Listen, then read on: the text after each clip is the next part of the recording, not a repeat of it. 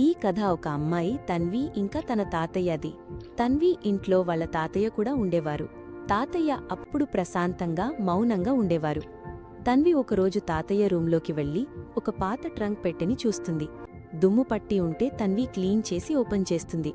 Open చేశాక ఆ ట్రంక్లో చాలా మెడల్స్ ఇంకా పాత లెటర్స్ ఉంటాయి. తన్వి ఒక లెటర్ తీసుకుని తన తాతయ్యని చూసి, తాతయ్య, నేను ఈ లెటర్ చదవనా అని అడుగుతుంది.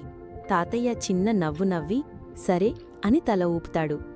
తన్వి మొదలుపెడుతుంది, నేను తిరిగి రాకపోవచ్చు, కాని పోరాడకపోతే బానిసలా బ్రతకడం ఎందుకు? తాతయ్యకు కంట్లో నీళ్లు తిరుగుతాయి. తన్వి ఆశ్చర్యంతో చూస్తుంది. అంటుంది, తాతయ్య, మీరు మన దేశం కోసం పోరాడారా అని.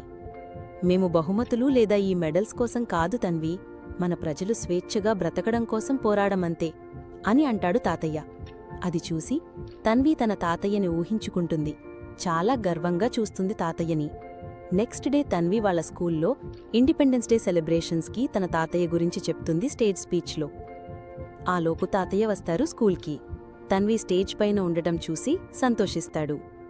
అందరూ టీచర్స్ అండ్ స్టూడెంట్స్ క్లాప్స్ కొడుతూ గౌరవంగా చూస్తారు తాతయ్యని. జెండాని ఎగరేయడానికి టీచర్స్ తాతయ్యని ఇంకా తన్విని పిలిచి జెండా ఎగరేపిస్తారు. ఇంకా సల్యూట్ కూడా చేస్తారు. తాతయ్యకి చాలా సంతోషంగా అనిపిస్తుంది.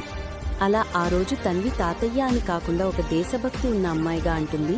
నిజమైన వీరులు పేరు కోసం కాదు, తరాలకి విలువలు అందిస్తారు. Happy independence day to all.